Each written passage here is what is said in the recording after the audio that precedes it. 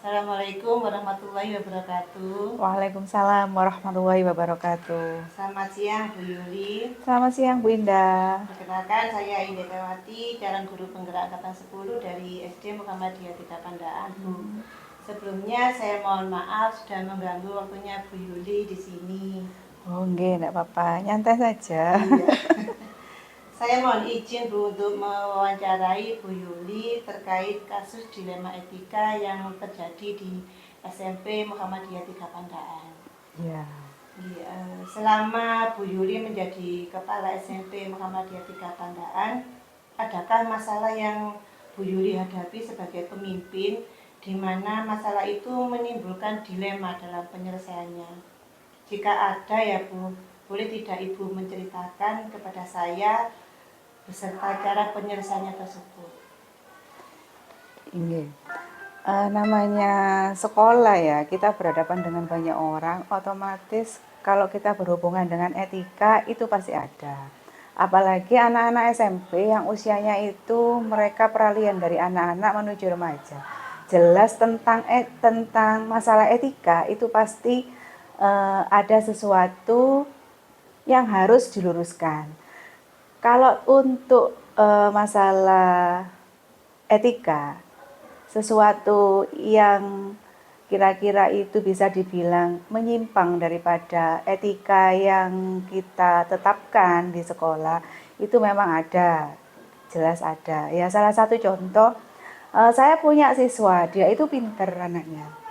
Tapi suatu saat dia itu ketika dimintai tolong ya dengan seketika tanpa di apa ya namanya tanpa kita sadari ternyata ketika dimintai tolong oleh salah satu guru malah dia itu menjawab dengan jawaban yang kurang berkenan selayaknya etikanya siswa kepada guru. Salah satu contoh misal saya minta tolong ini disapu dan si anak itu ternyata menjawabnya maaf Bu saya tidak mau, itu bukan pekerjaan saya dan itu bukan tugas saya. Nah padahal ini kan jelas ya, ini antara guru dengan siswa itu gurunya itu sudah minta tolong. Nah tetapi jawabannya dia menjawab tidak mau begitu loh ya. Nah ini kan sudah menyimpang daripada etika yang kita tetapkan, di mana etikanya murid kepada guru itu kan apabila salah satu ada guru yang meminta pertolongan, setidaknya siswa itu bisa menolong. Nah padahal dia itu sebenarnya siswa yang pintar, cuman ternyata setelah digali beberapa informasi, ketika itu ternyata memang dia itu lagi bingung begitu ceritanya. Ya, baik Bu. Jadi itu tadi Bu ya untuk kasus dilema etika yang selama ini sedikit mengganggu lah ke panjenengan sebagai pemimpin SMP gitu. Kalau boleh tahu Bu itu kelas berapa Bu? Kasusnya itu kelas 8. Oh, kelas 8.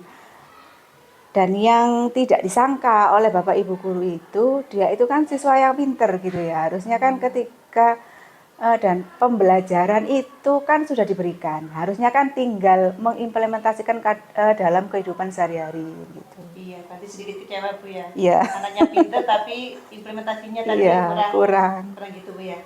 Baik Bu, selama ini Bu Yuli, bagaimana Bu Yuli mengidentifikasi kasus-kasus yang merupakan dilema etika atau bujukan moral? Yang saya lakukan adalah satu, saya menggali informasi terlebih dahulu. Ada apa dengan siswa ini? Hal apa yang menyebabkan siswa ini berbuat demikian? Informasi itu ya yang jelas saya juga tidak bisa menggali informasi dari satu sisi saja. Jadi korban yakni ibu gurunya ya, saya gali informasinya, terhadap siswanya juga saya gali informasi. Jadi menggali informasi di dua sisi antara siswa dengan guru yang kebetulan terlibat dalam kasus etika, pelanggaran etika. Berarti pada intinya menggali informasi dari kedua sisi Bu Ya. ya, nggak hanya salah satu sisi aja gitu. Iya, betul. Kemudian Bu Yuli, bagaimana Bu Yuli menjalankan pengambilan keputusan di sekolah Bu Yuli, terutama untuk kasus-kasus di mana ada kepentingan yang sama-sama benar atau sama-sama mengandung nilai kebajikan. Untuk kasus-kasus yang sama-sama mengandung nilai kebajikan. Iya, sama-sama benarnya gitu Bu. Oke.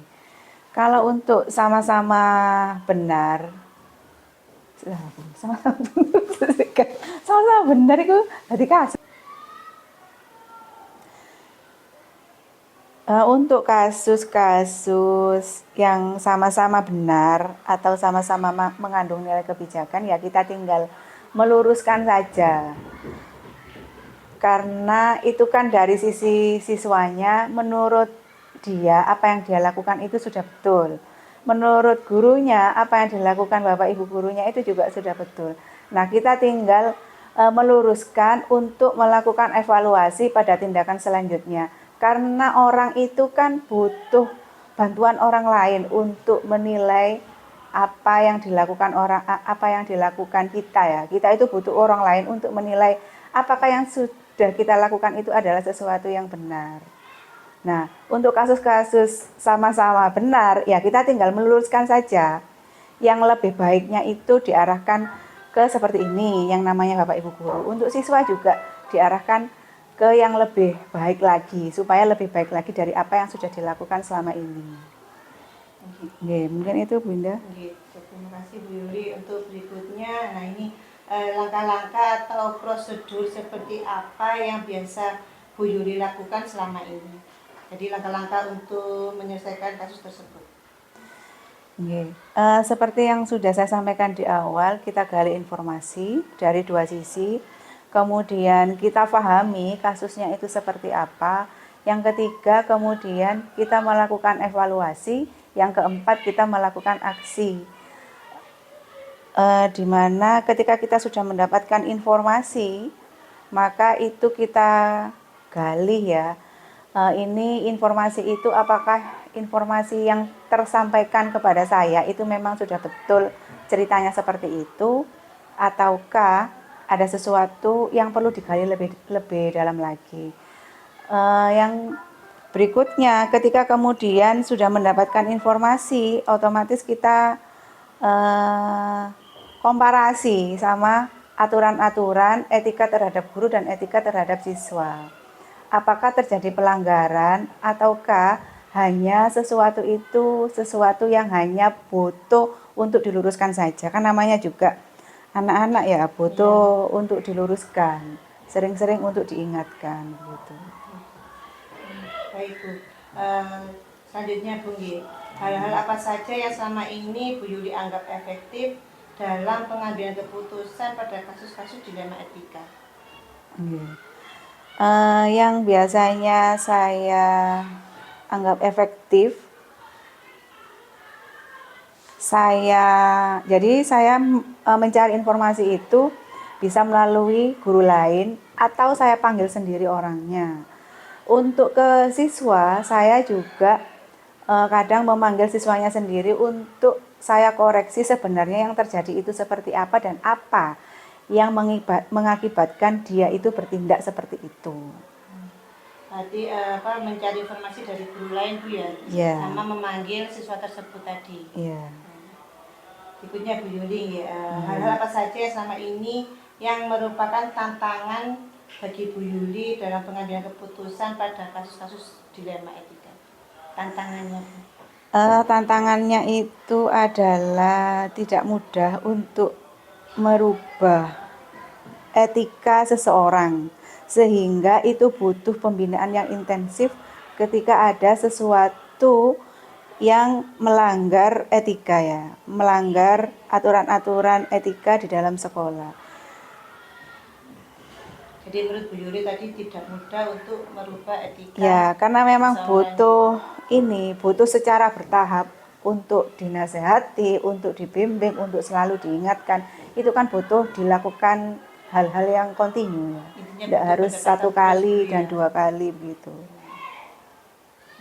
Berikutnya Bu, apakah Bu Yuli memiliki sebuah tata cara atau jadwal tertentu dalam sebuah penyelesaian kasus dilema etika? Apakah Bu Yuli langsung menyelesaikan di tempat atau memiliki sebuah jadwal untuk menyelesaikannya?